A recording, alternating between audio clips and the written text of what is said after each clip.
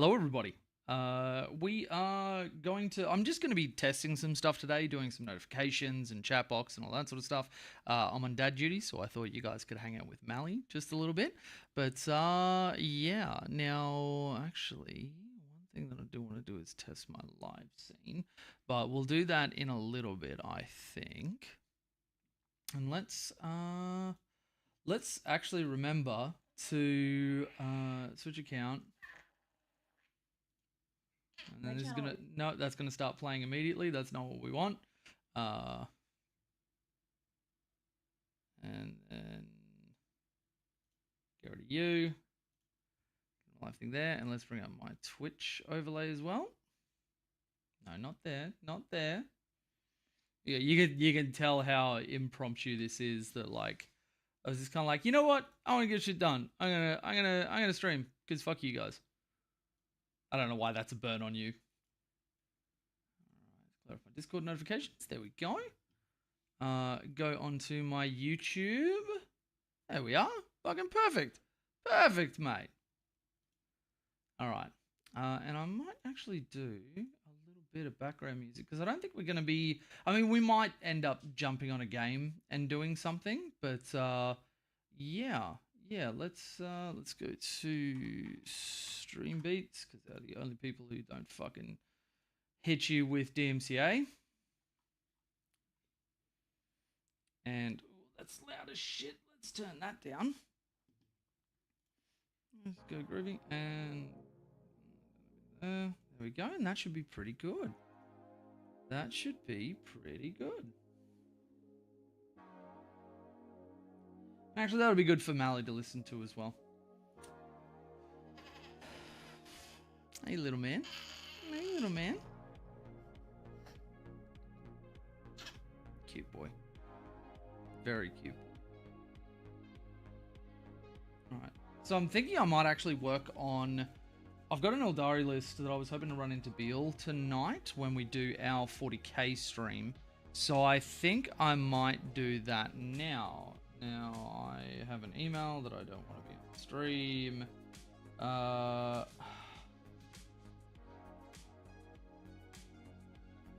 Yeah, blah, blah, blah. Okay. Sorry, everybody, 2 seconds. This is something that I can't really ignore. Yep, knew about that. Cool. Cool. So, we've got a couple of Eldari lists that we want to look at. It's a sleepy little man. You damn right. That's my sleepy little boy. How you doing, bro?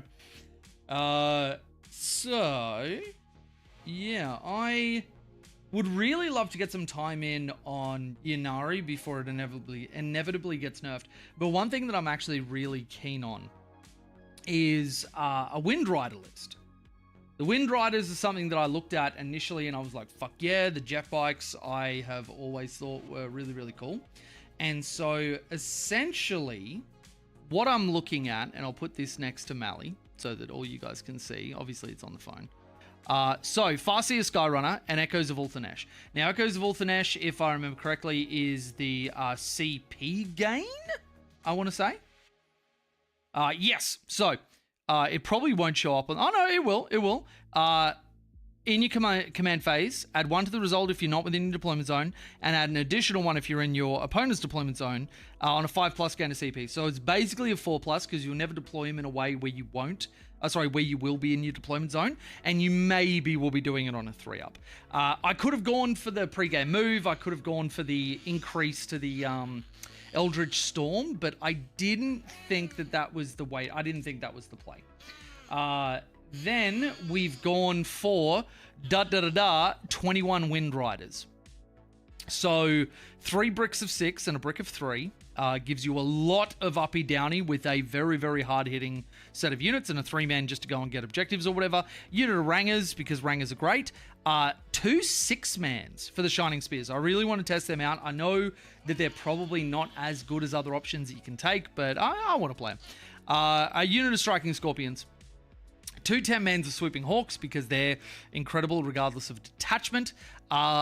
2 War Walkers for the extra AP, and we've gone for the Star Cannons just so you've got stuff that can broadly shoot and still get the AP bonus for the Wind Riders, and then a unit of Warlock Sky, 2 units of Warlock Sky Runners.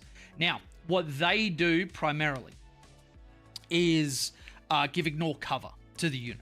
As well as that, having quite nasty flamers. Thanks, I hate it. That's kind of my intent. That's what I want from my opponents. But can't stay at Class Star soon, but want to say hello and hello to Mally. Hello from little Mally boy. And actually, I may need to move the chat, but at least I fixed my fucking chat box. Oh my God. I need to make sure that my notification box is good to go. So if anybody hasn't followed or subbed or has a Prime sub sitting around, I want to make sure that my notification box actually goes off. And if we get to the end of the stream and there's nothing happening, I might just like give some subs to people in chat or whatever. He's little angel already. You say that because he's sleepy, but last night he tortured his mummy with not really giving her a lot of sleep. So yeah. So angelic looking, yeah, he's a cute boy. He's a very cute boy. Eh? With his chubby cheeks. It makes him look like so much thicker than he actually is, but I guess that's baby fat for you. But yeah, so I'm going to be building the list and yellow scribing it and all that sort of stuff. So if anybody doesn't know how to yellow scribe stuff for TTS, this would be a great little look in. Mushi boy, no licking my legs, please, little man. And actually, Chelly, are you anywhere nearby? Nope, she's not. That's fine. That's fine. I was going to have her help me pick up Moo, but unfortunately, you're going to have to stay off camera a little bit, little man, because he is probably in a mood where he wants to run away and play. But yeah, so that Eldari list, I've been wanting to play a bit, and there'll be definitely a bit of a skill flaw. Wu-Tang Bear, how you doing? Good to see you. What a pretty baby. He is absolutely gorgeous. Actually, Wu-Tang, I don't know if you've met Mally yet. Maybe you've watched the video that I put out on Experimental Carter, where obviously I introduced him at the start. But yeah, this is Mally, founder of the Auto Malleus, because his name is actually Malleus, which we didn't realize because we'd settled on the name before I really properly got into 40k, and then I got Grey Knights, and then I was looking at one of the shoulder pads, and I'm like, Chelsea, and yeah, it turns out we have Malleus. Oh, did you see it first? Maybe it was Chelsea that saw it first. She wants absolute credit for that. Yes. Could you, if Moo's anywhere nearby, could you... Oh, he's not? Okay, that's fine. I was going to have him say hello to everybody, but that's okay. Nah, that's all right. Don't worry about it. Sarah said hello. Hi, Sarah. I'll go get it. Yeah, sure. Yeah. Because he came and licked my leg before, and that naturally is a dog saying, I want to be on camera. You know, that's consent, if you will. Oh, very nice. Very nice. All right, here's the little black and white. And there's Chelly.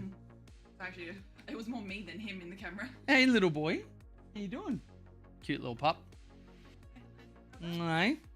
Anyway, I gotta get my head around my computer screen and try spitting out more on this assignment. Well, best of luck to you. And yeah, make sure you don't get distracted. Glad to see you. Oh, there's Sarah. And yeah, you can see a little bit of Moo just here with his brother. Hey? It's okay, Chelly. It's okay. Oh. Now, could you do me a huge favor, Chelly? Yes. Could you pull up the green screen behind me? And we are going to swap over to the browser source. The aircon a bit lower would actually be fantastic. Let's move Streamlabs away. Discord, there we go. Let's okay that. And then I believe we have the Mallycam set up on this as well. I'm Ron Burgundy? Maybe not. Let's add it. So we want the video capture device, add source, OBS cam, add source. Whoa, that is way too big. Let's cut that down a little bit. You can obviously see my computer a little bit there, my beautiful new keyboard. Let's bring this up like this. and then let's have that just go a little bit up the top there. So we've got my little boy, and yeah, let's open up new recruit and let's start building this list.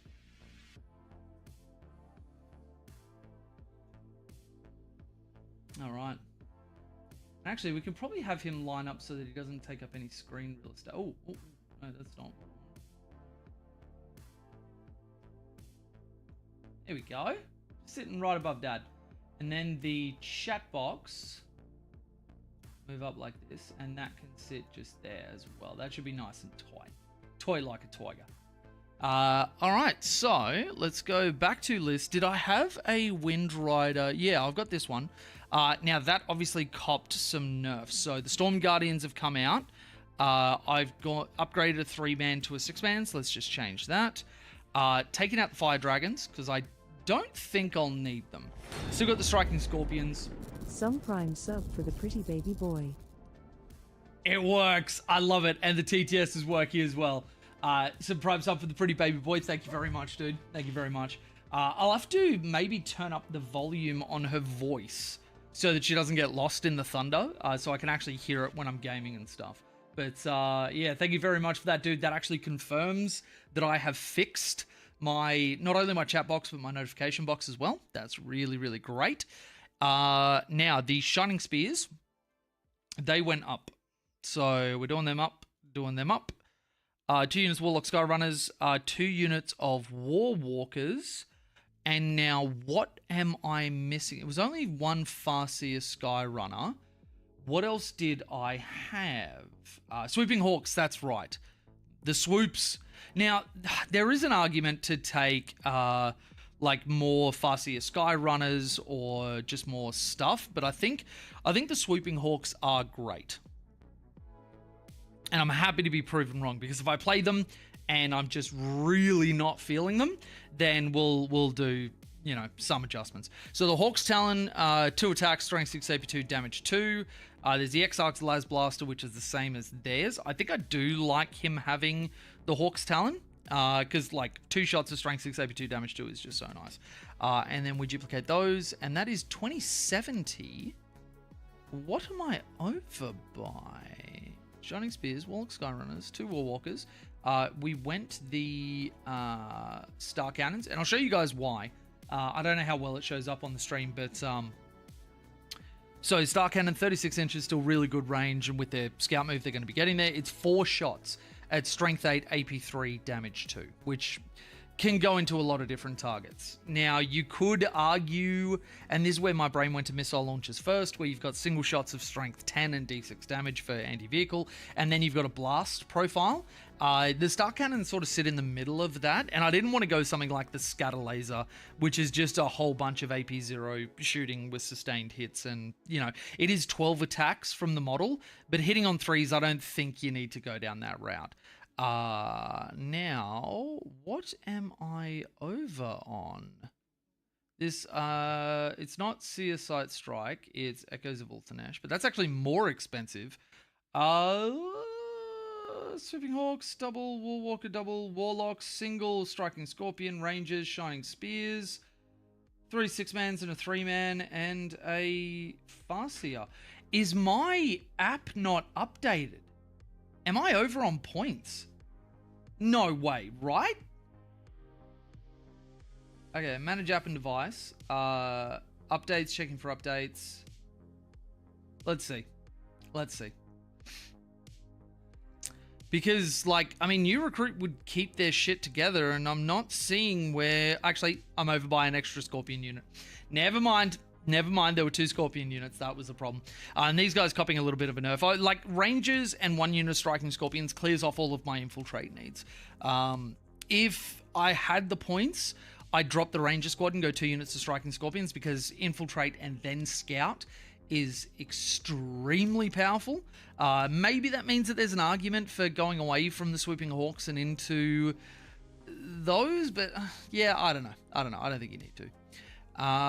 So yeah, looking at these Warlocks, aside from Ignore Cover, you've got, while you've got a Farseer, and this is the argument for having more Farseers, especially in the 6 bricks, because Psychic Communion, each time this unit selects a shoot, for each Warlock model in this unit, until the end of the phase, add 1 to the attacks and strength characteristic of Destructor Weapon, for each other friendly Eldari Psyker model within 6. So what that means is, initially I saw it and I was like, so if you got 2 Warlocks, it's blah. But it's not. You need to have a Farseer as well, because it's for each other friendly Eldari Psyker model within 6. Which is wording specific to, you don't just get it for having the 2 Warlocks in there, which, I mean, sucks, but I kind of get it, because the Destructor, you've got, it'd be 2d6 plus 2 attacks per, 2d6 plus 4 total, strength 7, AP 1, damage 1. And then with all the other bonuses we're going to be adding on to the Windrider units, you're likely going to be at AP 3.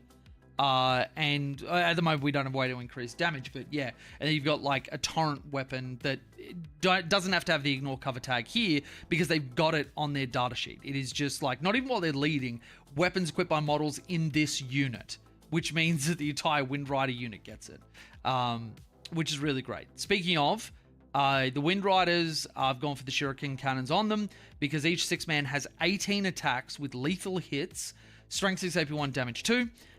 Then you've got, each time this model makes a ranged attack, reroll 1s innately. If the target is closest eligible, then reroll the hit roll instead, which is very easy to line up with how fast they are. And with turn 1 deep striking. Especially being like, you know, what is it, the 3 inches or 6 inches away or whatever the fuck it is. So yeah, like, and that at strength 6, AP 1, damage 2 is really nice. That is likely going to be AP 3 Shuriken Cannons. Now, you're asking, how are you doing that? Stratagems, or the Warwalker. So the Warwalker gives them an additional -1. And then when we look at, I'll go here, let's go to our stratagems, and we have shooting phase. So death from on high, we're going to have reroll wounds, which I forgot the OBS cam. The OBS cam is on, but yeah, it's whatever. 1 CP, reroll wounds if you were set up this turn. And that is shooting or fight phase. So you can also do that with your Shining Spears, which is really nice. And then the other one is Focus Firepower, which is increase your AP by 1. Now, I don't know if that's something that you're actually going to be spending for, because we have other really good movement tech that you can use, which is after you kill a unit, make a 7-inch move. And note with that is shooting or fight phase. So the plan with the Shining Spears, when it's their go turn, is that they will, come onto the board behind a wall. They can ignore walls, because each time they make a normal advanced fallback charge move, ignore any vertical distance. When determining the total distance, models in the unit can be moved. That normal, advance, fallback, or charge, which means like you can do some obscene things with these guys if you're very, very good with them. Then you kill a unit, make a 7-inch move, and then you consolidate, because it's just after destroying an enemy unit, and you can spend a token to 6-inch consolidate and pile in. So I charge, I 6-inch pile in, I kill you, I make a 7-inch move in any direction I want, and then consolidate and tag up something that you don't want me to tag up. So that's kind of like the game plan and the thinking around the Shining Spears as kind of like a hammer unit, which, you know, it hurt me not to have Howling Banshees in, because they are incredible. But if you've got the Shining Spears, then the Howling Banshees are a little bit superfluous. Like, fights first is obviously something that you can't really go away from, because if you're going into matchups like your World Eaters, that sort of stuff, you can use them as a buffer or as a heroic intervention threat, because they charge into you and then you just fight first. There's a cute little guy there on camera. I want a baby too. Love you too, Perma. How you doing, buddy? So yeah, so this is kind of what I'm looking at. So let's go export. Let's go Yellow Scribe. We'll copy the code. And then we will go to Tabletop Simulator. I'll go over to the live scene, because that is going to be a lot better than the browser view. And we will need to turn on our Mali cam. There we go. And I've even turned him right side up on that one. Hey, how fucking good is that? Now, chat window, chat box, where are you? Sorry, baby. Oh, yeah. Thank you, baby. Now, if I bring that box, because he's a little bit cut off at the moment. Oh, there's nothing to bring up. Oh, that's fine. That's fine. Okay, so chat box there is working. That is very, very good. Chelly. Storm said hi, Chell. Hi, Storm! Hi, she said, hope you're doing well. Alright, so... And then also my notification box, which I confirmed was working on the other ones. Where is that? Where are you? Piece of shit. That's not showing. Live cam, chat. Alert box. No, that is up there. Okay. We'll need to go up just a little bit because that doesn't fully fill up. All right, so let's go. So anybody who hasn't done yellow scribing before, this will be a little bit of an intro for you. So if you've got any questions, throw them through as I'm doing it. But yeah, this will get your army TTS ready. And you can plonk it down on a table and you are just basically good to go whenever you need. Now, I have a Windrider list sort of pre-done, but that was pre-nerf before we got some of the points changes. So I'm going to load that one in because it's got a lot of the models that I already want and kind of organized. And we've only got to make a couple of changes and we're good to go. So I got a question. Where's Jalstrom back? I have actually been considering that because like I'm about to reopen my coaching for 40k. And like we're hitting a point where we're developing a bit of a routine. He still has his stormy days and nights. But it's hard because I absolutely want to come back and start raiding again. But I don't know if I've got like I have to catch up to everybody, which is a massive time and effort investment. And it'll make it easier because I'm sure people in the team wouldn't have a problem with like helping initially carry me through some M+ and, you know, getting all my stuff. But then like being available for the 2 nights a week, even though that doesn't sound like much, when you also roll it into wanting to keep making content and streaming and all that sort of stuff, which is moving to my primary income source as opposed to my side gig, part of me doesn't want to bite off more than I can chew and like realize that I can't do it and then let the team down and everything. And on top of that, I may still be on Enhance, but Evoker has kind of been calling me back. Dev looking like real fucking good. And like, you know, I was playing Dev on the main Woolly raid team before I joined Phoenix. So yeah, Phoenix, yeah, I miss Phoenix too. I really do. Look at the cute little mini Jay. That is actually something that a lot of people have said, including my wife is saying that she now sees it.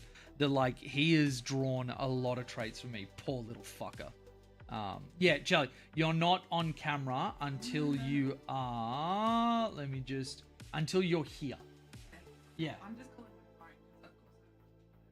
Oh yeah, that's fine, baby. That's fine. Okay, so let's get to yellow scribing. So Eldari lists, no, Ride the Wind. There we go. All right, so get that out of here. Now, most of this we actually want to use.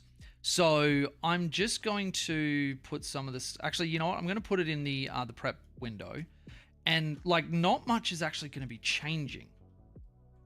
So what you do with the code, where we just went export yellow scribe, you paste it in there. Then this is going to start doing its thing. Thank you, baby.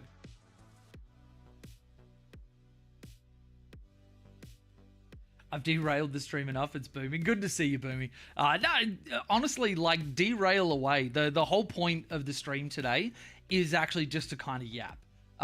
So like I don't really have an agenda of things and I'm just kind of filling time. Like mostly what I was doing was trying to fix my chat box and my notification box because like the alerts weren't going off and it was really pissing me off because I'd enabled text to speech and like I like the idea of like people when they super chat or sub or whatever else actually, you know, either being able to communicate with me when I'm gaming or just have an AI bot read out something ridiculous. That sounds kind of funny. But then also, like, because I'm on dad duty, I didn't really have like a lot of other stuff. And I'm like, you know what? Fuck it. I'll get on and I'll chat. So today is a Yap stream first and a serious business stream second. So yeah. All right, let's start this. So our Farseers are the ones with the little horns coming up off the back of their thing. And then our Warlock Skyrunners are these boys, which they both actually come out of the same kit. And I've got some Warlock Skyrunners to build, but you can see that they're basically the same model, but they don't have the fucking shit on the back of their head. So, Farseer Skyrunner, there he is. And all you do when you're yellow scribing, for anybody who's brand new to it, you click on the box till it goes purple, and then you click on the model that you want to represent that, and when it goes green, and when you hover over it, that will, once we create the army, put all of the data onto that model. Then 6 Wind Riders, you can either just click the one model if they're all identical, or if you've got a bunch of different models in different poses, you can mass select them, and then just click and lift the unit once. And you can see that goes green, and now it shows all 6 models for that. And then we do the same thing, lift there. Then we do 3 Wind Riders. I'm just going to single click them because we're not, like, they're all the same model. That was just an example for everybody. All right, then we've got some Rangers. Now, these guys do have different poses, so I'm going to do that. Then we've got the Striking Scorpimans. That's Scorpiman number 1. And then the other 4, just grab those. Boom. There we are. Now the Sweeping Hawks. Where my Hawks at? Woo! Where my Hawks at? Ooh! They have the new models here, don't they? Is it just those boys?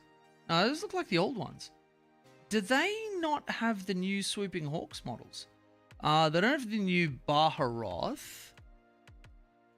Damn. I was 2 days from retirement. What do I want to do? That actually kind of looks closer to what the models are now. So I might just grab those. I'm not doing Sword and Gun. We're going Exarch and we're going this boy. I don't need them to be particularly pretty for their bases. So let's just go Exarch and then 9 of you. Exarch, 9 of you. I've seen your young shots handsome Squidward memes. What? What? Did you just swear at me, Pat? What just happened? One day you'll start answering back. That's true. That's true. And you know what? You know what? Everybody says that is a bad thing. I am fucking looking forward to it. I cannot wait to have my little boy talking to me and having his little personality. Because, like, he's already got so much personality, even though he's nonverbal now. But yeah, I can't. I'm loving every part of this process. There is nobody that could convince me that being a dad is a bad idea, at least for me. Like, obviously it's not a good choice for some people. Some people aren't there in their life. I'm glad I wasn't a dad, you know, like in my 20s. I think I would have been a pretty bad dad. But now, like, I'm fucking down to clown. I'm here for it. All right, so now that we've got our army, you just double check all of the stuff so you can hover over it. You have your stats come up, you double check that everything's good, you double check your wounds, all that sort of thing. Especially Tau players, you need to make sure that your shield drone's applied. New recruit is very good for that. I'm glad I moved on from Battle Scribe because they were shit at best. And yeah, cool. Once you're happy with that, you select the entire thing, you right click on a model and go save object. Choose a folder. Go and make a folder if you haven't already.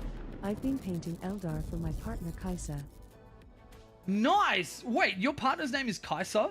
That's like one of the coolest names from League of Legends. I don't imagine she was named after that because I'm assuming she's older than like 5 years or however long Kaisa's been out. But that is a fucking dope name. I can't remember, Edward, are you in the Discord? Because if you are, there's a bunch of channels where you can share all like the painting and artwork and all that sort of stuff. You should put it in there. There's actually, you know what, I'm going to do a little bit of a community spotlight right now, which I'll be doing in one of the videos I'm recording this afternoon. But have a look at, where was it? It was, first off, I want to show you guys some of the photos of Mally that I put up. Like, look at this little cutie. Look at this cute little man and his little towel. Hey? And then there's this one, which I'm going to be turning into an emote. Can you picture that as an emote that you can spam? That shit would be amazing. Younger photos of you without a beard. Oh, yeah. What, did Chelsea show you those? Like, I don't mean to brag, but, pretty fuckable. I will say. I was pretty fuckable. As I say over the top of my son, yes, Chelsea. I've been ridiculous for over a decade. Like, why did you think it'd be any different now that I'm a father? Like, grow up, Chelsea. So yeah, there's him doing a little face. That was after he rolled over for the first time. Chelsea had a thing like raring and good to go. So we set that up as a channel in the Discord. But then we also had, was it Armies on Parade or was it Whip? Yeah, so two different parts. So Alex, one of my fans from Germany, he shared a bunch of stuff, including, like, you'd remember from a previous stream, there was a storm surge that had like these hobbits underneath it. It was using the new Rattling Sniper models, and they were in there with their little frying pans and food and everything, and doing like a Lord of the Rings homage with the storm surge sitting over the top of it. Fucking amazing. And then he's done these Emperor's Children, and they look incredible. I wish I could paint this well. Like, it looks so good. And then a guy that got some coaching off me just recently, another Aussie boy, his partner has been helping him out. And I was sort of chatting to him. He specifically wanted to get some coaching from me because he's got similar injuries to what I have. And he wanted to talk about, how to run in tournaments and, make the most out of it and, not hurt yourself as much as possible. And so his partner is helping him with painting, and she apparently has done most of this board. Like, have a look at this. He's going to an event in Melbourne where, and for any of my USs or EUs or whatever else, if you want to trigger an Aussie, say Melbourne instead of Melbourne. It is just like, I hear people from the US say it, and I'm like, oh, I'm a hard person to trigger, but my God, that is a quick way to do it. Anyway, now that I've given you the cheat code to upset me, have a look at some of the detail, because like at this tournament, there's points for painting and display boards and all that sort of stuff. It's more of not a casual event, but it's more like narrative focused, which I guess puts it in the casual realm. But yeah, it's I posted a link to the Discord, and she's a 28 Cassanti sergeant in the Finnish army. No shit. Interesting. So Edward, normally it's for patrons and that sort of stuff, but you have actually like super chatted a ton. So what I'm going to do, because I don't want to put out like a public invite, because I'm very protective of my Discord, not just having like randoms come in that are either bots or spammers or whatever else. But I'll show the last of this. This shit is incredible. I'll work out how to get you an invite. Actually, could you please, in the description of the YouTube video or the stream right now, there's a business email that I've got. Could you send me an email to that? And I will send you a personal Discord invite. All right, so Ride the Wind post nerf. Why did that not? Did I just type that into Discord? Oh my God, I did. Okay. Luckily, copy and paste exists. There we go. All right, so that's saved. So now for everybody else that was following along with yellow scribing, we go into that and we go Ride the Wind post nerf, and you can see that I can put this out and use that list whenever I want. And so like we were talking a little bit before about like where this, like where I see myself using this. Let's actually load up a table and I'll go through some of the like plays that I think I'm going to be making, some of the like, and obviously I'm going to have a bit of time where I'm going to have to wrap my head around it. I never assume that I'm going to do extremely well the first time I pick something up. Even like running Aspect Host, I didn't get like crushed, but I definitely made some rookie mistakes that I won't ever do again. So, you know, like, and that's something that I think everybody should accept, that when you start with a new army or you start playing against better people or there's like some change that comes to the meta, you should generally always expect that there's going to be some teething issues. I think people are unnecessarily unkind to themselves when it comes to their performance on something brand new. But yeah, so let's have a look at some stuff. So we look at like Tipping Point, for example. And I've got my army. We go Eldari, we go Ride the Wind post nerf.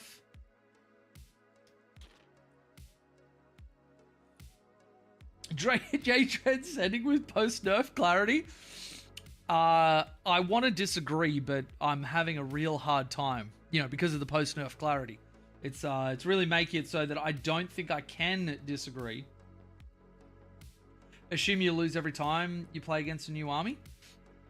Oh, well, I wasn't meaning specifically against, but like I was meaning with a new army.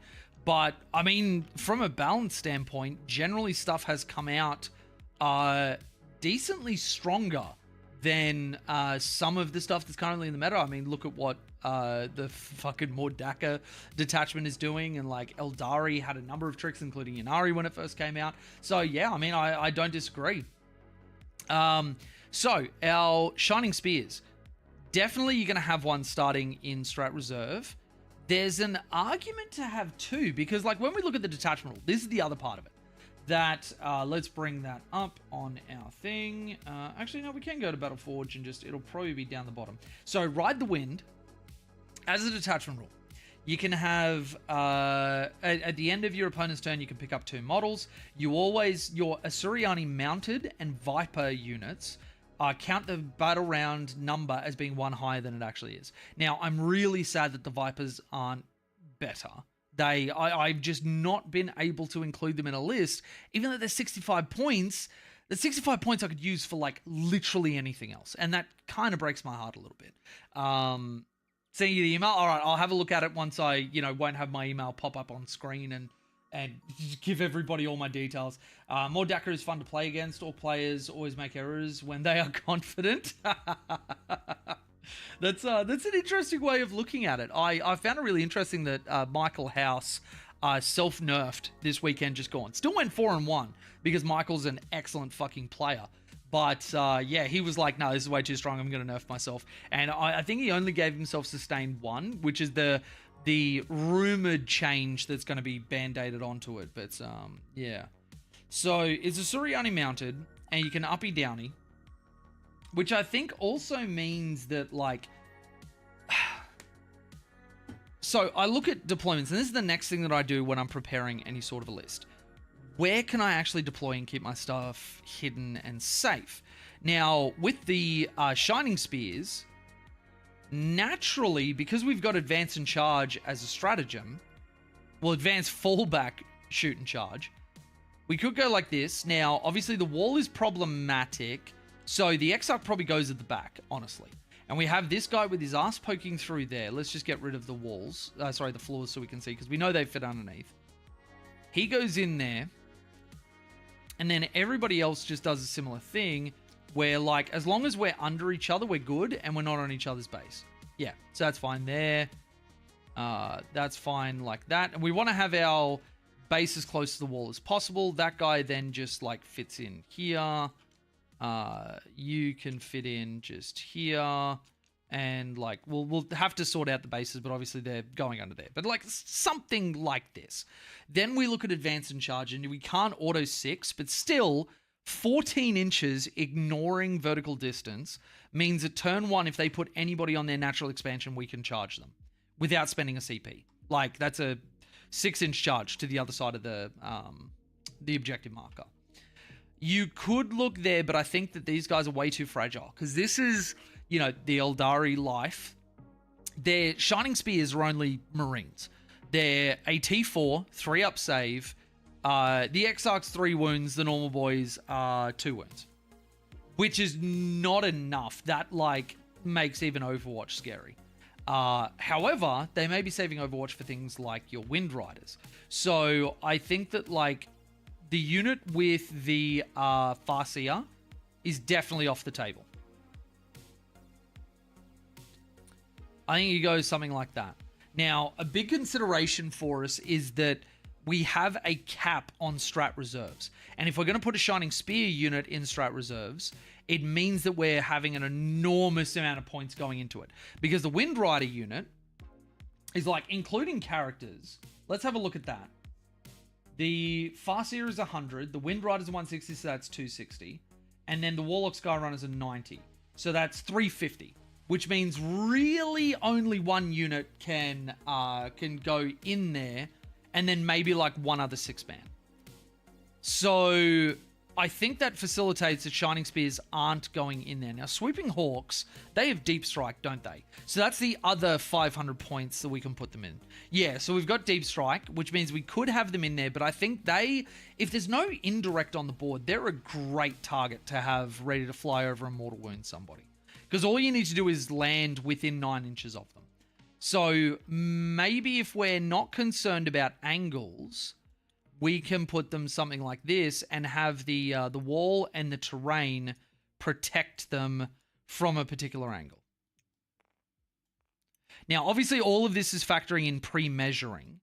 So if they don't have something that can quickly and easily get up here and shoot, like, what is it, along this angle? There? So that might mean that he goes in the center there. But, like, that's not a terrible place for them if they can't touch it and if I'm not worried about charges. Then we go 6-man Wind Rider. We'll just hang out over here, near my natural expansion. Now, the reason for this is that there's a fire lane down there. There's fire lanes across here. Obviously, fire lanes down there.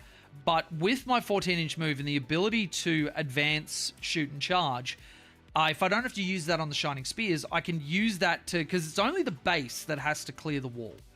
So, because they're not vehicles. So, all I need to do is spend 2 inches of movement that way, and I'm still moving 12. Like that. You see what I mean? So, and I think that means that our arse will poke like that, so that we can lose as little distance as possible. And then maybe do like a lateral move that way. And then everybody else can just hunker in. Because we were only worried about our ass hanging out there so that we can't be shot. If we're not worried about being shot, I'll poke my ass out. I don't care. In-game. Maybe not in-game. I don't know. You're not my dad. So, that's kind of where we look at putting that. So we've got our 350 points there. Then these are, what, 180? What did I say? 180 and 90, I think it was. So that unit won't be able to be in there. The 3-man can encounter the battle round as one higher, which I think is an argument against some of the Warlock, Skyrunner, Farseer, whatever, but I don't want him in my deployment zone so that I've got a better chance of getting the CP, because a 5-up fucking sucks. And then you've got usual shit with your Striking Scorpions. They're going to, you know, go out here. Your Rangers are going to, like, you know, go somewhere here where we're going to be, like, you know, using the crate as a bit of line of sight blocker, because, like, really they have to come all the way out here to be able to target me. And here, if we, you know, I haven't moved them properly, but you hunker right in against this, and they basically have to come up to here to be able to shoot you. So then everything else, like Swooping Hawks, are absolutely fine to be back here. You could, if you know that you want to attack their natural expansion, you could just throw them in here next to the bikes. That's perfectly viable.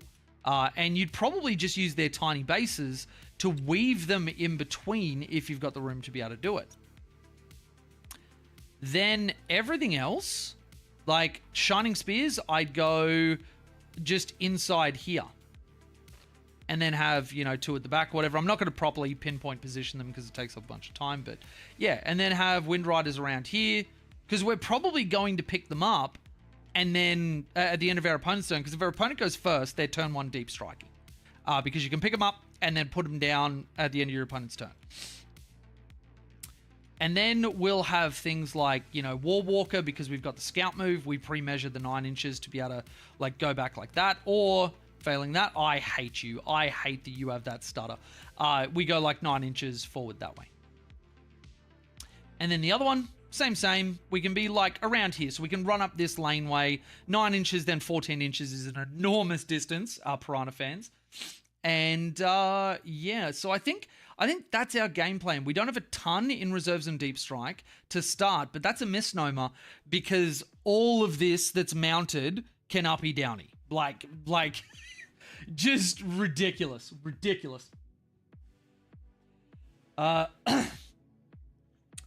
Michael is a nice player, harsh but nice.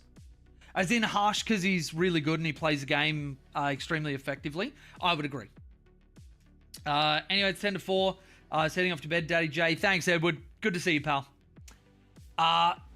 So that's our Eldari sort of plan. Now, one thing I did want to do is just like spawn in something just to see like projected damage. So let's go. You know what? Let's go the Grey Knights because they're a 2-up armor save. They've got some stuff with decent toughness and that sort of thing. So let's just say we've got like, you know, Nem Dread. They committed it too early. They killed our striking scorpions. And we've got, let's start with a unit of Wind Riders, like the fully loaded one. We've got this unit, which has dropped down, got its Eagle on Girl, and is going to use the terrain to... Actually, you know what? Let's go here. Warwalker's on the point. Let's do it without Sweeping Hawk support. So he's come down outside of 6 because we've... actually, no, you know what? Let's do 9 because we haven't done it for a CP. Oh, actually, because I'm strat reserve, I may have to come out here if I don't want to spend for it. But 36 inches, they've got plenty of stuff. 6 inches off the board. I want to make sure that my warlocks are as far forward as possible. Wholly within 6 inches of the edge of the board. Farseer can be up. Wind Rider, whatever. Now, with the 7-inch move, I won't be able to get back there, but I can hide this way. We'll just use this as a damage, not actually a positioning thing. But anyway. So he is outside of the 16. Let's just say that he's within range of the 12-inch Destructor, because I want to see that damage. All right. So, Warwalker shoots first. Star Cannon. 4 shots. Okay, the 2 misses. Is there anything special on 6s? I don't think so. Nope. Wounding on 4s. Not a single one, but he is now -1 AP because one of my shots hit. All right, so let's go the boys. Let's go the Wind Rider with Shuriken Cannon first. I'm going to spend 4 rerolls to wound. And I'm going to spend 4, let's say that the Farseer got his CP off. I've got 3 CP. I'm going to spend 4 rerolls to wound. I'm going to spend 4 AP. And that will be it. So, that Nem Dread, I'm also going to remember to activate for -1 to wound. So he is just broadly -1 to wound the entire time. I can flip a hit, wound, or damage roll made for a model in the unit to a 6. So that is good to know. And let's start with his weapons. So, Eldritch Storm and Twin Shuriken Catapult and the Singing Spear. So let's start with the Singing Spear. To hit, hits. Strength 9, so 3s, wounds. It is AP 2. Assuming that he spends 4 True Silver Armor, we're at AP 1. He fails and takes 3 damage. Now, that's not the expected outcome. I would normally expect my opponent on just AP 1 to save that, but yeah. Then the Eldritch Storm. D6 shots, Strength 6, AP 2, D3 damage. All right. D6 shots, one shot, 1 opportunity, hits. I'm going to flip that to a 6 and wounds. And his AP, so it's AP 2 plus 2 minus 1, so it's AP 3. He's on his 4-up invuln. He fails, taking 2 more damage. Okay, he's on 8. Then the Wind Riders with the Shuriken Cannons. This is 18 shots. I forgot about wound rerolls on him, and I've got full rerolls to hit as well. Anyway, doesn't matter.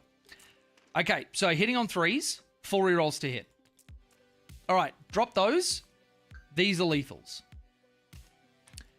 Then, oh, I didn't need to do that. I could press the lethal 6s. Then we're strength 6, so we're wounding on 5s with 4 rerolls to wound. Okay, get rid of those. Add those back in. And we have 12 saves. Normally AP 1, then an additional -2 takes it AP 3, brings it back down to AP 2 with his spend.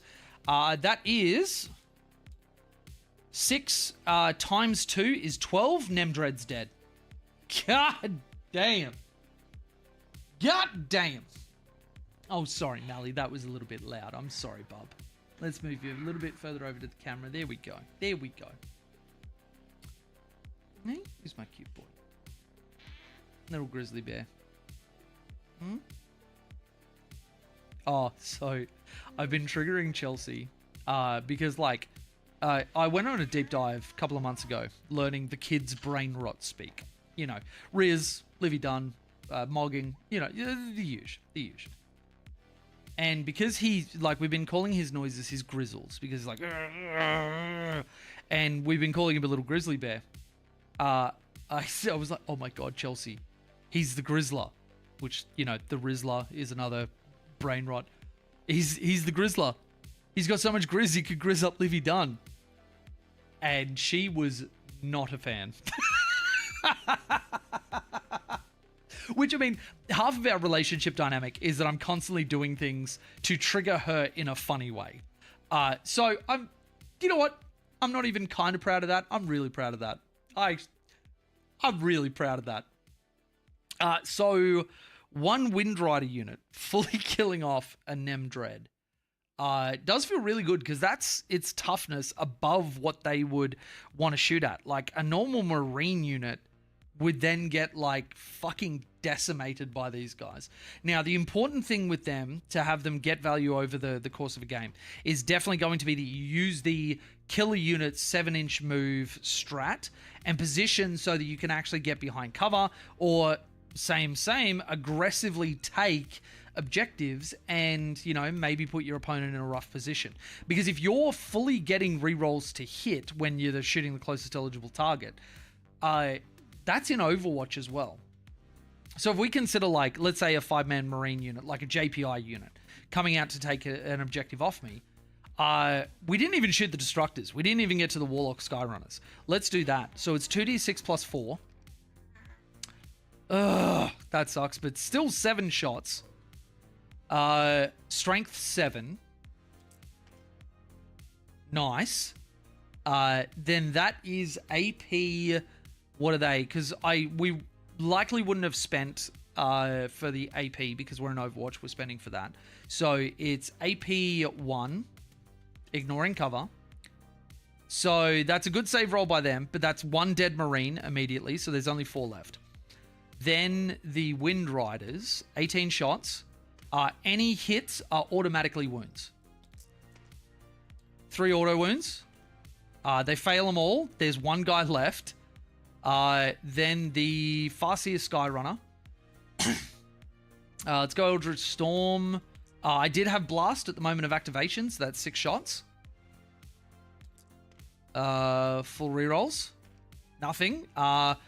Actually, that's only once per... Is that once per turn or once per battle round that I can flip? Once per phase! You can change the result of a hit, wound, or damage roll to a 6. All right, so I'm just going to... that's a 6. It wounds.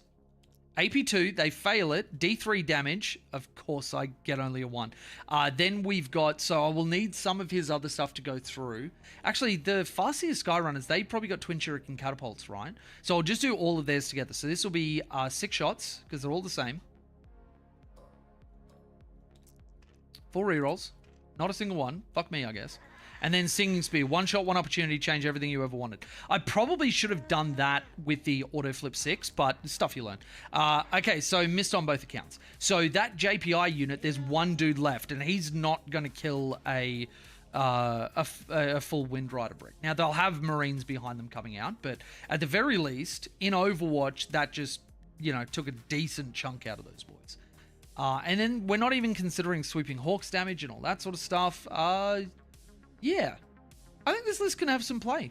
I'll have to be very, very good with it, but I think this list can have some play. Cool. Cool. So that's the 40k stuff that I was looking at. That blue is so hard for me to see. I'm Como with the laugh react. I'm assuming that's me missing all of my hit rolls. Yeah, how's everybody doing? Does anybody have any questions? Be it life, be it 40k, be it whatever else. I might see if I can bring up my email without it going up immediately on screen. It did. Oh, I got it out of the road. Let's sort out Edward. All right, so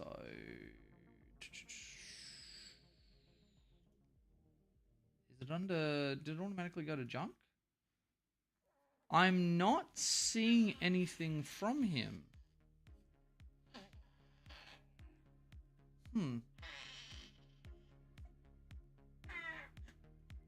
Maybe it's taking some time to come through. That's fine. I've also noticed that it's doing this really, really weird thing where on on all of the monitors, it like Outlook is going like super blurry until I mouse over something. Fucking weird. But yeah. Why does that broadside look weird? New form of broadside. They took the pilot out and they're, letting them actually move around quickly. But yeah, actually that's the other thing that I wouldn't mind doing is, do I still have my new recruit up? I do. I wouldn't mind looking at a prototype Carter broadside list. Because I do love the broadsides, and I don't want to just play the same thing over and over again. So I'm just going to copy Protoborg. What? Oh my god. So, Kaldor Drago has just jumped out of the warp and donated 150 Australian to the channel. Dude, you are incredible. What year is this? You know what? We're gonna swap speeds. And you know what? I've been meaning to do this for a little while. I'm gonna rename this real quick, and I'm gonna show you a Tidewall list that I unironically think has play. Like, it's not going to be the highest competitive shit you've ever seen, but you know what? After everything that Pagan has donated over the time of my channel being live, I think I'll actually take this to my next tournament. I was going to be taking Eldari. I'm going to get my Tidewalls good to go, and I'm going to take them to my next tournament.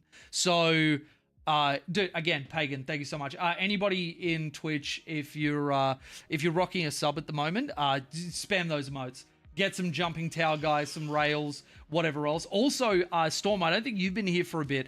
You should see the amount of emotes that we've uploaded and the animated ones and everything else. It is fucking sick. Anybody in YouTube that wants to join in on that, come and join us on the Twitch. I actually do a lot more streams on Twitch than I do on YouTube. Yeah, there it is. There it is. Get those tower guys going. So this is... Broad O type. That's what we're going to call it. Broad O type. Save and close. Cool. Then we're going to go lists, and we are going to... I'm going to copy this one. Go into it. And we're going to do Tide Wall Chas Prototype. Because Pagan is my Tidewall Chasso. Now, okay, so in this detachment, we are probably going to be running less of the commanders, and we're going to go heavier into, like, the breaches, that sort of stuff. Though there is an argument for doing it. Now, I think the crew carnivores I'm going to drop for the moment. I'm going to... I'm going to drop one Pathfinder team and just see how I feel about it before I recommit to it. The stealth suits are non-negotiable. Vesper non-negotiable. I don't know if I run the plasma fire knives. So I'm going to drop the Sunforge suit. Actually, I mean, how do I... Because there's a bit of problem solving that we've got to do. And let's start with our Tidewalls, first and foremost. So we have... Where are you? Tidewall. So we're going the shield line, and we're going... I'm going to chuck in shield wall and drone port. Now, the shield line is obviously the primary one that we can look at for the purpose of its rules, where we have, where is our firing deck? So firing deck 20, if we've got the little thing attached to the side of it. Because it's a transport that, where is it? Transport 11, Tower Empire Infantry, cannot transport battlesuit, crude, or Vespid. This model is equipped with the Tidewall defense platform. It has a transport capacity of 22 Tower Infantry models, which means you can have it firing deck 20. Now, something very interesting that I think a lot of people, hello, what are we cooking? Hello, Maple, Wayfarer, how you doing, buddy? Good to see you. So we are cooking a Tidewall list because our amazing man, Pagan, just dropped another massive donation on the channel. And I'm actually going to be making a list that I'm going to run at the next event that I go to.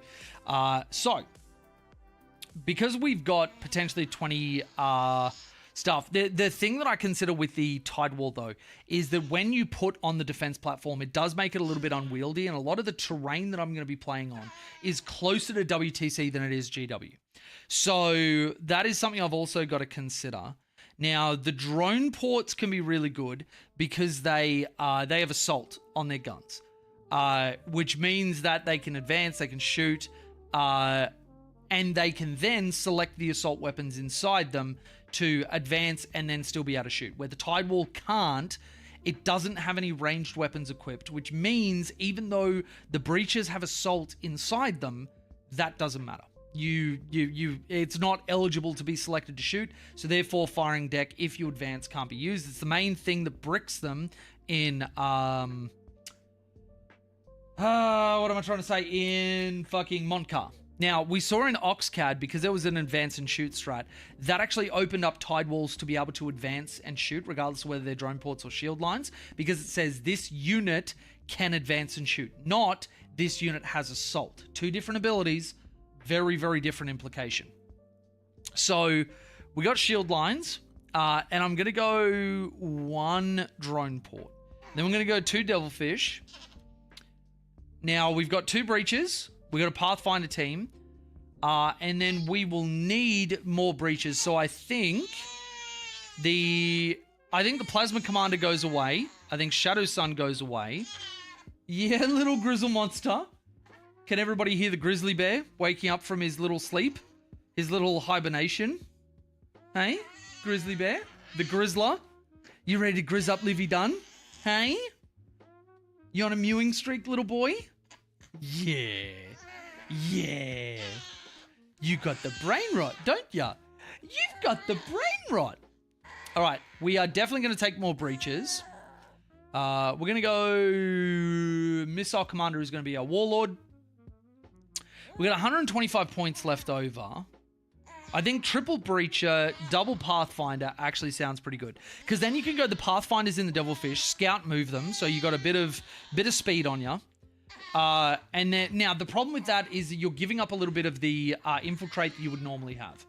So, yes, Grizzle Monster. Oh, someone's a little bit poopy, hey? Actually, do we need... Hey, Chelly, can I get a bum check? Oh. And actually, it might be time for him to feed as well. He's been asleep for quite a while. Yeah. Silly question. What was the implication difference between advance and shoot versus assault? I can only think of actions new to 40k. That's fine. Yeah. I'll run through it once Chelly takes Mally. Right, it's V time? Okay, there you go, little boy. And we'll shut down the Mally cam for just a little bit. So there we go. So you don't have to look at, my crutch with a pillow. I mean, there probably is a section of Twitch that would love to look at my crutch, but I haven't set up my pricing for that. It's gonna be when I want to become like uber rich. You know what I mean? Like, yeah. So the implication is that assault is weapons equipped by this unit or this model are eligible to advance and shoot. So that means if you don't have any ranged weapons equipped, you still aren't eligible to shoot because the weapons that you've got equipped get assault. If you don't have any weapons equipped, nothing gets assault. Does that make sense? Whereas if you've got a broad, this unit is eligible to shoot in a turn in which it advanced, that means you are eligible to shoot, which then allows firing deck to select the weapons inside it and then use them to fire. Does that make sense to everybody? So that is the implication difference where Montcar, the Tide Walls don't function with advance and shoot, but in this, it absolutely does. But you've got to do it for a CP, but that's fine. Now, the other thing that I don't know if you guys know, let me load up Warcom, and let's go on to the new prototype thing. By the way, look at my fucking wolves. Look at my fucking wolves. Wait, did that just come out? 27th of March? No, I think I've already seen this. Is this the new stuff? I think I was reviewing this on stream. Sorry, I just got wolf fever for a little bit there.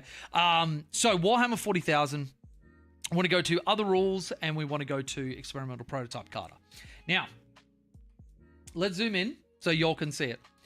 Are you familiar with two stratagems called experimental ammunition and threat assessment analyzer? Now, that gives you gun sustained or lethal hits, and that also allows you to improve the strength or strength and AP by 1. Now, both of these, you can't use them both on the same unit, but they give weapons equipped by the model hazardous.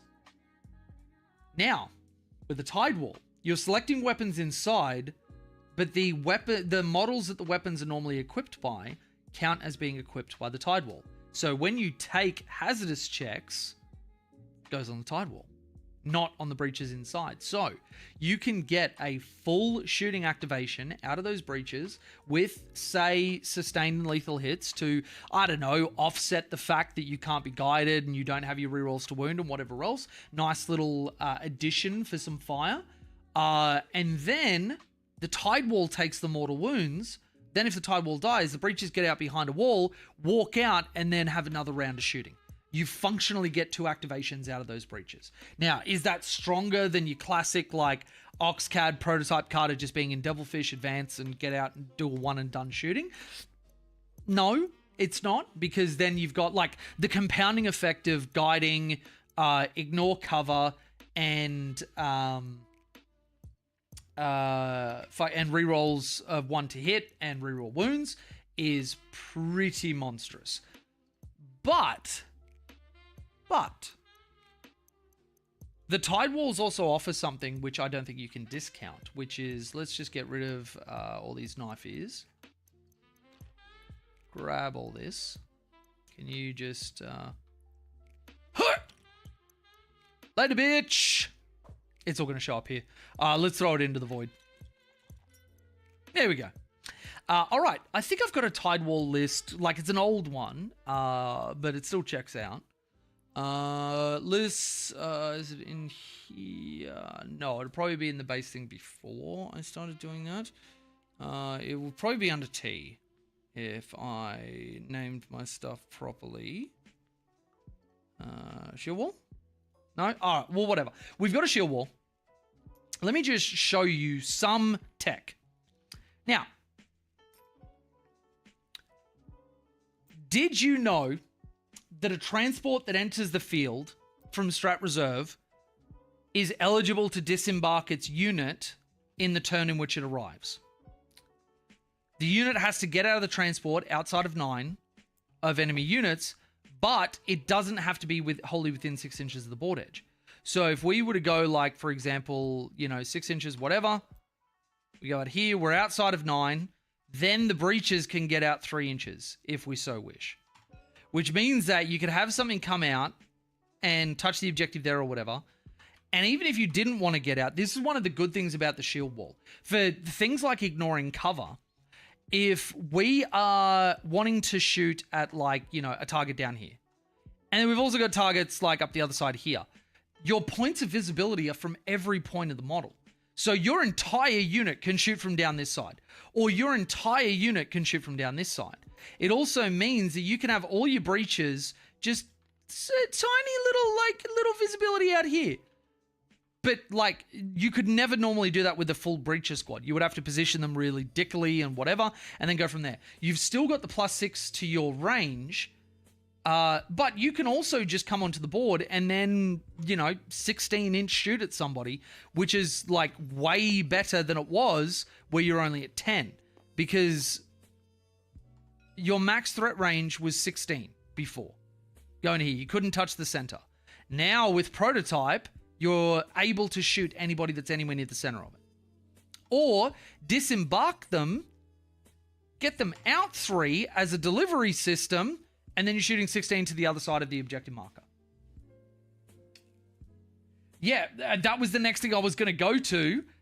Very, very good point raised in the YouTube chat. Rotation. If we're moving the shield wall, so if I'm like this, actually let's measure up. I need to be able to shoot around here. I am outside of 4 inches away, so I normally wouldn't be able to make it. I move 2 and then rotate on the axis. Notice how we've just swung around the side? That is a net gain of movement because of the 2-inch rotation rules. Now, is it just simpler to run Devilfish? Yes. But if you love the model, if you're wanting to challenge yourself, or you're willing to sort of like jump through a couple of extra hoops to get this stuff, there is some play here, because the other thing that we've got to talk about is charge defense. You can put a shield wall just there and have a unit charge at it. Now, if they don't kill it, then all of your other units can freely shoot in there. I'm going to say this is like a crisis team or something. You bring a crisis team down, hold an objective, and you can still shoot at this unit that's within range of the shield wall. Them tagging it doesn't shut them down in the same way that it does a Devilfish or whatever else. So, like, you have so much stuff that if you keep track of, you can make these things work. We don't want it to be an enormous amount of our list, but we do want to have some stuff and some things. So I think 2 shield lines and a drone port. Drone port, you just advance and yeet up the board. And if you need to, pay for advance and shoot. The Devilfish, put Pathfinders in there, or at least 1 unit of Pathfinders. Because we've got 3 of these and 2 of these, that's 5 total. We've got 5 total of them.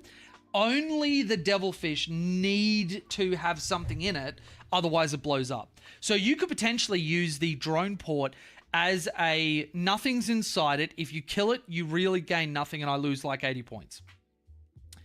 But I can run it up, have a unit advance, embark within it, and then shoot from in front of it. Because again, the drone port, have I actually got this? Drone port. Yep, there it is. If I've got this big bulky motherfucker, I, roll in advance and get a 2, because of course I do, because I'm Jay. We go 6. If we had a breacher squad that was sitting nice and safe behind here, they roll in advance. They roll a 3. They're going 9, which means we can get in range, but we would normally stop here. We embark within it, and then we're able to shoot around this corner, which we normally wouldn't have been able to get to from a safe staging position. So you see some of the things that you can do even with an empty transport, and we've got a breacher team sitting inside a Devilfish, which is ready to advance out and blow somebody up over here. We've got a Tide Wall sitting in Strat Reserve, ready to walk on and blow somebody up there. And we've got a shield wall that's like over this side, ready to come onto our natural expansion. Like there's a few things you can do with this. Now, the downsides of the Tide Wall stuff is still absolutely present. It does, like, Prototype Carter doesn't get around that. They are painfully slow and unwieldy and bulky. Plus, they can't be guided and they have no OC. Now, GW, if you take anything, and I'm actually going to make a proper video on this, which is short and snappy so that, like, people can actually share it around and try and have somebody from GW see it. I propose 2 changes which would take the Tide Walls from being absolute dog shit to being very playable but not broken. 1, while a unit is embarked within this model, it gains an OC characteristic equal to half the number of models in this model, or embarked within. So if you've got a 10-man breacher squad, it gets 5 OC. That is absolutely fair for, like, you don't have OC while nothing's in it. So you can't just use it as a standalone piece without any support. That's not doable. But if somebody's inside of it, why the fuck wouldn't it have OC? Like a tide wall or a drone port is a defensive thing that you would put on key objectives in order to defend. So it makes sense if somebody embarks within it, you gain OC. And you can't have Crude or Vespid or anything get inside there. So they're fire warriors. They're disciplined soldiers. It makes sense they would be able to. Tide walls are great, not dog shit. I'm talking from the very, very top of competitive sort of standpoint. It's why you don't see any competitive Tau players running Tide walls. But I don't think the Tide walls are so far down the list that they can't get bumped back up. The second change that I would propose is while a unit is embarked within this model gains the for the greater good keyword or ability. Right? Like, shouldn't that make sense? Why, if you're embedded in a defensive position that's got a fucking mirror shield in front of you, and you're able to freely rest your weapon and whatever else, you got 10 of your bros just firing over the top of it, why wouldn't you be able to point a laser pointer at a target? Or have somebody else point a laser at a target and you be able to see it? You know what I mean? Like, it just makes those two changes take this model from being unplayable at the highest competitive level to actually giving us a reason to take them instead of Devilfish, or in conjunction with Devilfish. But this is the list that I would run. Double Cold Star, I'm not going to worry about Fireblades. When you're inside transports, you can't run the... Actually, you know what? There is a part of me that's wondering if I give up a commander for 2-5. Actually, I'm still at 1965. We might actually be able to make this work. We drop a Vespid squad because we're going to have plenty of board control, and then we go double Fireblade. Yeah, I actually really like that. I really like that. So double Gun Drone, neither's going to be the Warlord. Duplicate him up, perfect 2,000 points. Okay, so to recap for anybody who might want to take this list. Double Fireblade, Cold Star with the Fusion Blades enhancement, double Shield Drone and quad Fusion Blaster. Cold Star, which is the Warlord, Supernova Launcher, Cyclic Ion, double Missile Pod, Shield Drones, and yeah, obviously the Airbursting Fragmentation, but we got 2 missiles, Cyclic and Supernova. Triple Breacher, double Pathfinder with Ions. Now, one of them... I do want an Infiltrate unit. So if we go one of them in a Devilfish, Breacher unit in a Devilfish, the Drone Port empty, the other Breacher unit in a Tide Wall, then we've got a Tide Wall empty. If we don't go for Infiltrate with them, we then go Grav Inhibitor on both of them. Because the minus to charge is going to be incredibly useful. So... triple stealth battlesuit, because of course we do. Fusion marker shield drone on the leader as well as the battlesuit support system. Single unit of Vespid. Oh, now this is somewhere where I could trim some stuff. So I got rid of the plasma unit, and I think that's fair enough. I think a flamer unit on its own is very, very useful, just for like anti-infantry, deep strike, all that sort of stuff. That opens up another 130 points. What would I do with that 130? I know exactly what I'm going to do. Double Piranha. Piranhas have really gone up in terms of my radar. All right, so double Piranha. So single Fire Knife with missiles, Star Sides with flamers, Sun Forges with, well, they have to take it. Double Piranha with Fusion Blaster and Seeker missiles, double Devilfish. I've got SMS on there. That's because I'm compounding the Supernova Launcher, but if you just want them as an advance and guide package that you can dump the breaches out, just go the gun drones on them. The where are they? Twin Pulse Carbines. Then one drone port and double shield line. That's my list. That is what I am going to run at my next event. So, yeah. Pagan, that one was for you, buddy. Let's go to the broadside list. Let's keep building the broader type list. Now, I love all of the commanders, and I want to keep them in for this one. Double Breacher I stand behind as a Breacher Fish package. I think they're amazing. Kroot, Double Pathfinder, Triple Stealth, Double Vespid, Fine Knife, Starscythe, Sunforge, Double Piranha. I think what we want to do... I don't want to drop a Plasma unit. I think I'm going to drop Shadow Sun. And I think I'm going to drop a Pathfinder team. Missile Commander becomes the Warlord. And I've got 1810 to play with. And then we throw in some broadsides. And they will act as our long-range anti-tank and compound our SMS spam as well. So missile drones, naturally, heavy rail rifle, seeker missile, twin SMS. And then the Chassis, we're going to add 1. Missile drone, rail, seeker, SMS. And that brings us to 1990. So this Crisis package I've been really, really loving. It's a lot of damage. And that's why I was running the double Pathfinder team. The question for me becomes, do I have enough guiding for all of these guys? I do have a Starscythe team, but there could actually be an argument for dropping those guys out. You know what? I actually just had an idea. I'm going to drop the Starscythes. I'm going to double up on the Piranhas in their units. I'm going to create 2 double Piranha squadrons. Thoughts? Double Piranhas, let's go. Fucking oath. And I know the message came through before I did this, but this is double Piranhas.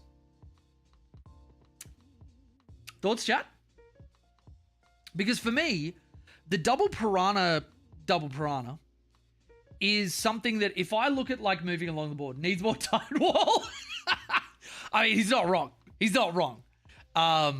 So I look at the Piranha squadrons. And which of my list? Not Eldari. Jay, you silly sausage.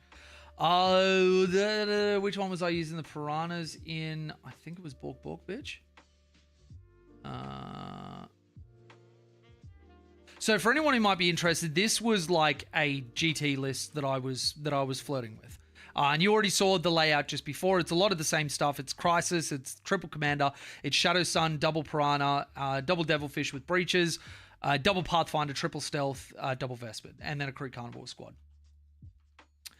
But I look at the double Piranhas, and let's look at the board that we were just on before.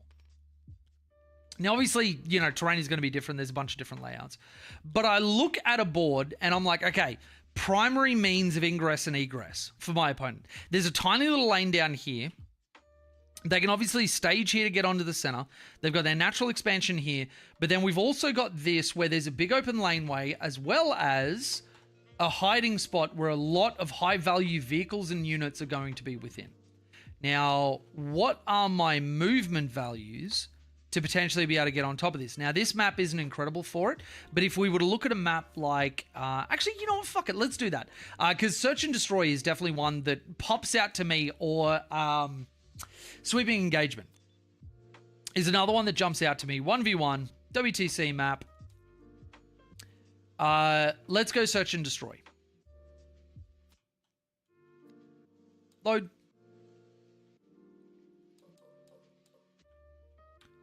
So I look at my saved objects, Tau, lists, Bork bitch.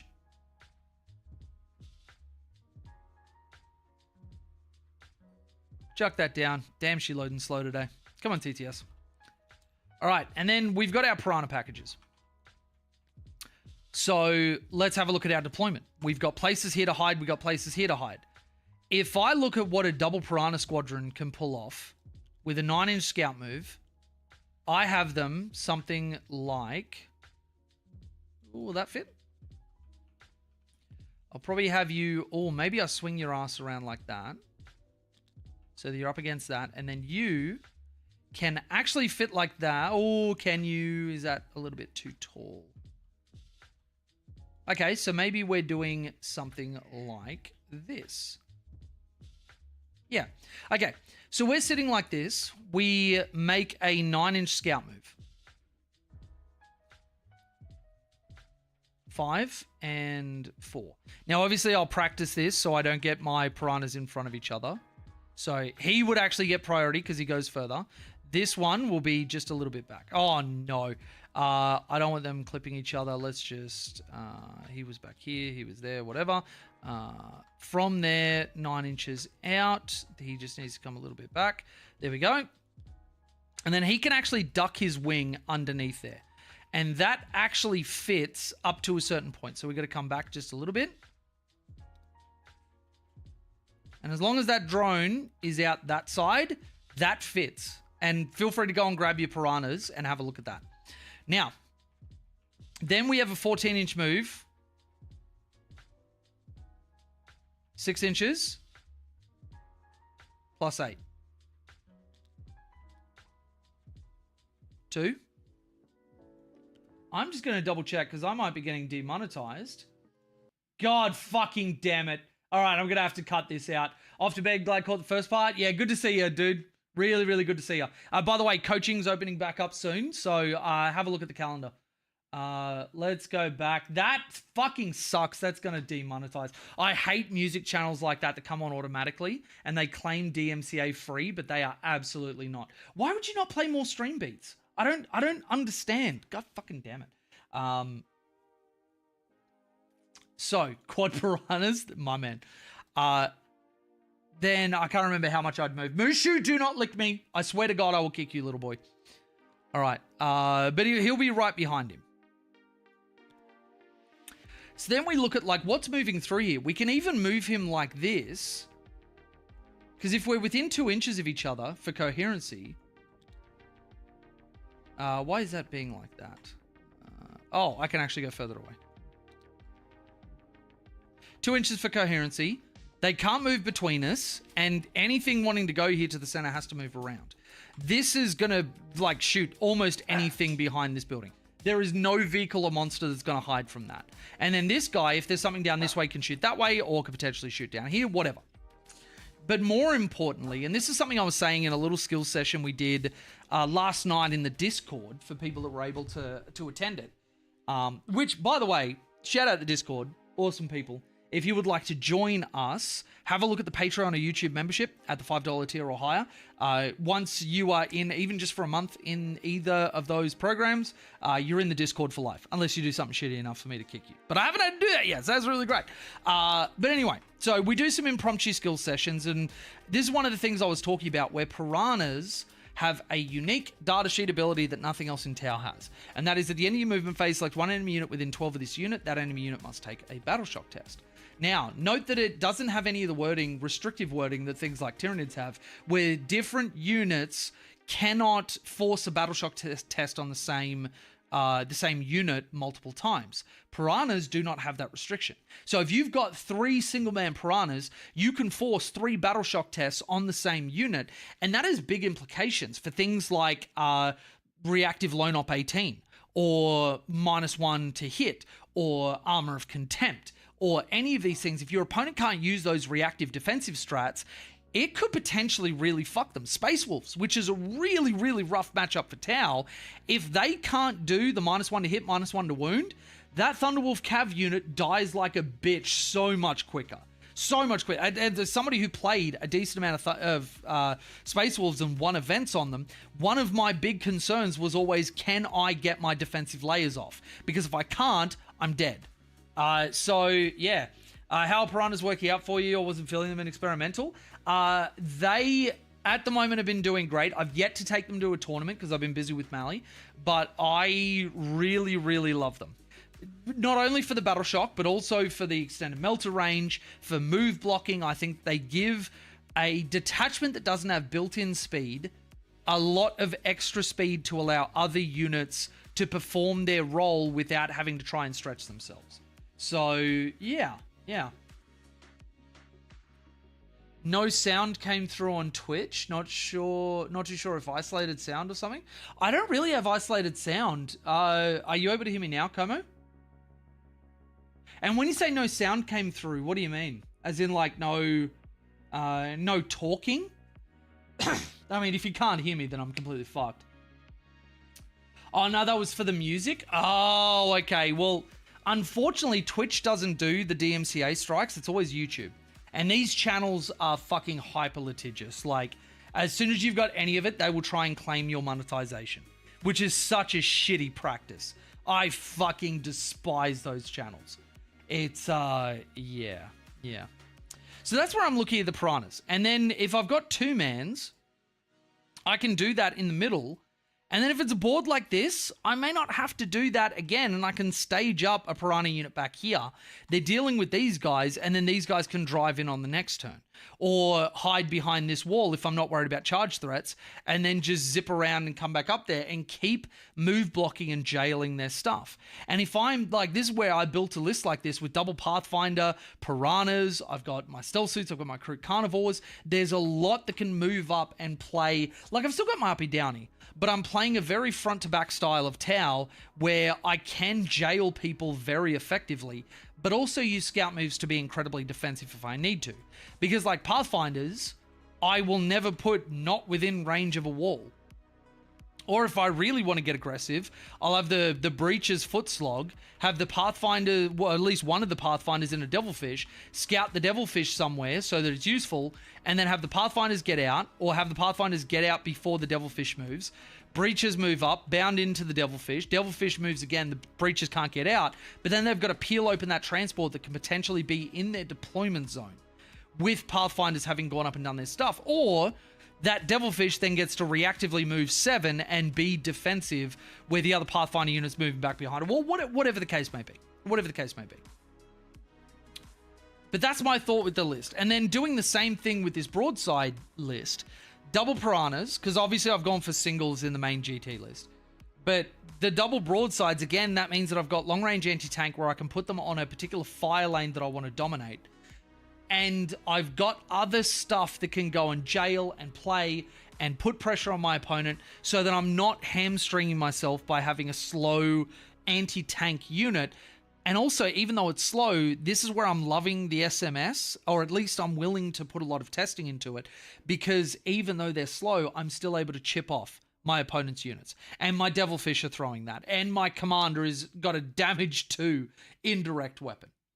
So like, you guys can see how I'm thinking to try and layer certain things and make those layering things work across the course of not just like into a particular opponent, because a lot of people will be like, oh, there's a really good Tyranids player in my area. I keep running up against a ton of Knights, or I keep running up against a ton of Sisters, or whatever the case may be. But like, I as a tournament player have to think about any army that I can run into. And I think that list archetypes like this in Prototype do very, very well. I'm running the Triple Commander just because I love the fucking upgrades. And I want to run them as much as possible. It actually kills me that I can't take a 4th Commander and run the Thermoneutronic, because you can only have 3 enhancements. It actually kills me. I want to take all 4 of them. But, yeah. Imatech does not like 24 smart missiles in a turn. Fucking oath. There are so many units. Like, I look at Eldari, and there are some very good Eldari players in my area. Me being one of them. And like, you tell them, especially if like you've got a way to peel open the transports, but then again, not every Eldari model is going to be able to be in a transport. Howling Banshees do not want to hear that you can hit them over the side of the wall before they have a chance to get in on you. Fire Dragons absolutely do not want to fucking hear that you can hit them over a wall. Warp Spiders want to use their speed to outplay you, not just have you be like, well, you exist, so I can shoot you, so fuck you. And that's also where, in my non-broadside list, so where's my, where do I have it? Protoborg. There it is. So I went Shadow Sun. So then I can sit with my Devilfish and my Cold Star, and I would consider trying to squeeze her into that broadside list, where maybe I drop like the Plasma Commander and the Plasma Knives to fit them in, which might actually be the play. I'll have to test it a little bit more. But having Shadow Sun to give that reroll ones to hit, it might not sound like much, but reliability is something, especially with indirect, that if you can get past the hit stage, which is the worst spot, broadsides have twin linked on their SMS. If you can get past the hit roll spot, then you're golden. You're absolutely golden. If you can't and you lose all your shots, then the SMS may as well not exist. So that's where you need to have some compounding effects to make them a little bit better. But yeah.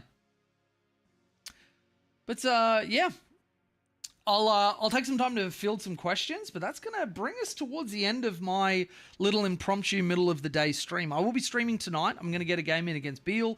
We're potentially going, and that's 40k, not, well, I mean, we may end up playing some Space Marine, but usually 40k takes a little bit of time, so it's probably just going to be the 40k stream. I think I'm going to play the Wind Rider list to give Beal a little bit of, a little bit of coaching if he wants it, or just, pummel him into the dirt if he just wants to play a normal 40k game.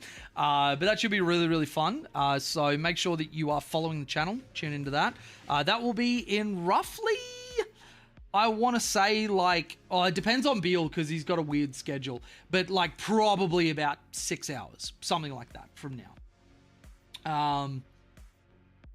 Thanks to the stream, mate. Good listening while working. My absolute pleasure. But yeah, if you guys have any questions, shoot them through now. Otherwise, I'm going to go and see to my son and my beautiful wife. And yeah, maybe do some hobbying. Would you consider budgeting a Cold Star down to an Enforcer for points? Absolutely. Absolutely. This is one of the things that we were talking about in the Discord last night in that impromptu session, that anybody that tries to make an argument that an Enforcer is unplayable, I think is being disingenuous. I think that they each fit different roles and you have to know why you're taking one over the other. I opt for Cold Stars because I tend to play a very aggressive playstyle. And I tend to go into a lot of armies that want to rush me very quickly. So I want to have a lot of speed and a deterrent on the table that if they overextend, I'm able to punish them. Now, an Enforcer, for me, naturally leaps out as a good deep striking target. And so you do that if you want to put them down somewhere, blow somebody up, and then be able to survive the shooting in return with a -1 AP. If they're not on the table, that opens up an opportunity for your opponent to pressure you. Now, that doesn't matter with armies that can't pressure you. And you might even look at this. Now, this came out at a perfect 2,000 points for me, so I didn't need to. But you can drop absolutely down to an Enforcer, save some points, and have that unit be something you deep strike in, like your Fusion Blasters, because being able to rapid ingress them in and then walk them up to a bunch of tanks and monsters and guarantee that melter range is fucking great. But yeah, so there is play for both. And this is what I tell anybody that I coach. If you have a good game plan as to why you're doing something, it's not a mistake. But if I ask you why you're doing this and you hesitate for a second, I'm going to make you revisit that choice. You need to know exactly why something is doing something, and it needs to be backed up with testing and reps. If you can tick all those boxes, because that's what I do with myself. I will not accept that I'm right on something until I've tested it. I can back it up with data and evidence. I've got a wide data set, and it, from a qualitative standpoint, feels good to play. I can actually get results out of that. Because that's the other side of it. I might play things in my local Australian meta in Sydney that don't work for it's even as far away as Melbourne or WA or up in Queensland, because the metas shift very, very wildly based on the plays that are around you. Orcs can be broken with more Dakar. If nobody plays more Dakar, then, who the fuck cares? It may as well not exist if none of your opponents are playing it. So, sometimes the choices will also come down to, what am I facing? Just because Art of War says something's really good and another army's really scary, I'm never seeing that. Nobody owns it. So that opinion then doesn't matter to you. And I think that's where people can get themselves tied up in, it can be a little bit intimidating when people are getting into the tournament scene. They're trying to wrap their head around a list. And that's where net listing can be really good to give people a baseline. But make sure that, and not for you, Dread, because I know that you play quite well, but anybody that's listening to this, make sure that in your testing process, you're looking at why you do and don't like things, and then apply that and try different stuff. Don't allow yourself to get caught up in doing the same things over and over and over again in terms of list building or play and expecting a different result. But Dread, thank you for the $2 super chat. Appreciate it. So I plan for Railgun Go Burr. It's not a mistake. Out of curiosity, what was the last big meta surprise you faced playing someone from a different region you don't see locally?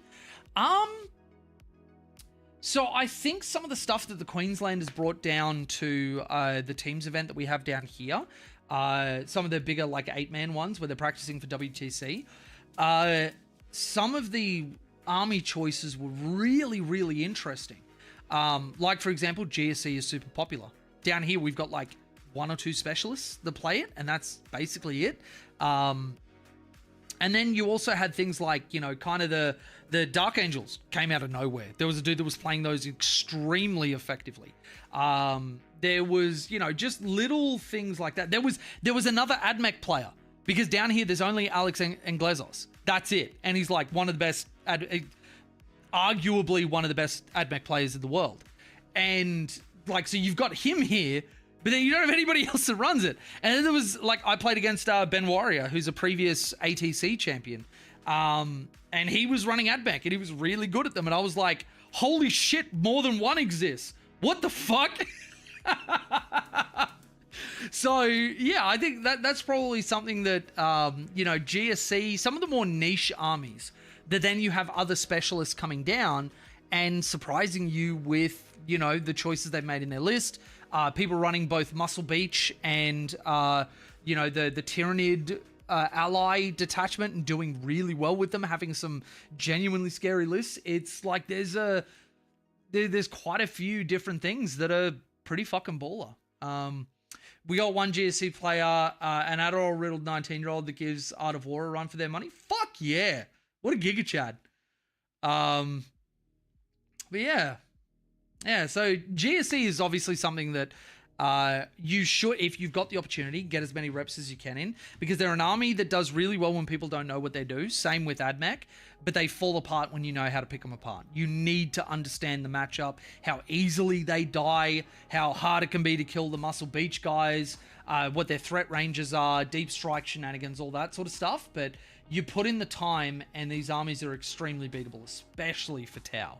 We have so many tools to fuck these guys. It only falls apart where, you run out of guiding stuff. The GSE player is smart enough to target your guiding over your actual damaging units. And if you are going into GSE, bring flamers, boys. Bring flamers. I had Lycus, because I was running Aspect Host against one of the GSE players. She killed 500 points on her own across the course of a game. Just 500 points, straight up. A decent chunk of it in Overwatch too. Yeah.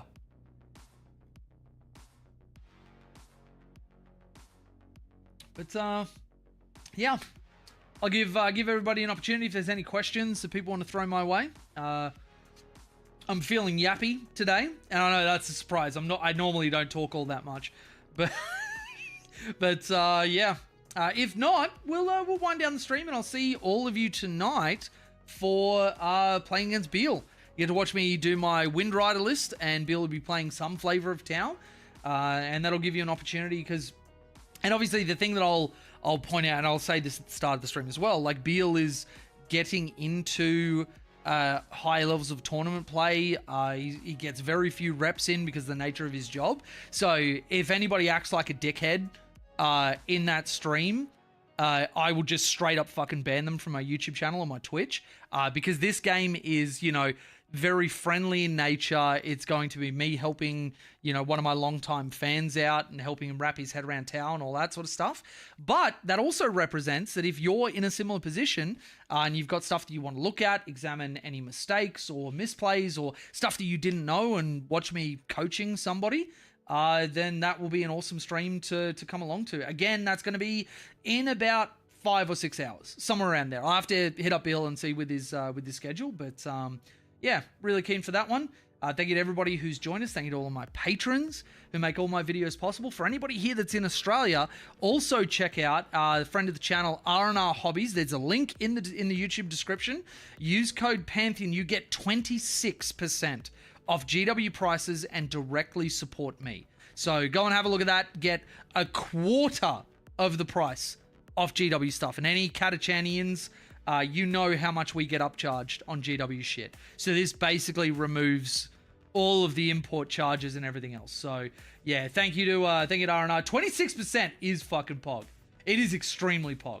But yeah. Appreciate all of you. Love you all. And yeah, we'll see you very, very soon. Catch Man might make it tonight. Piggyback off the Tau Learning Session. Fuck yeah. Glad to have you. Thanks everybody. We'll see you very, very soon.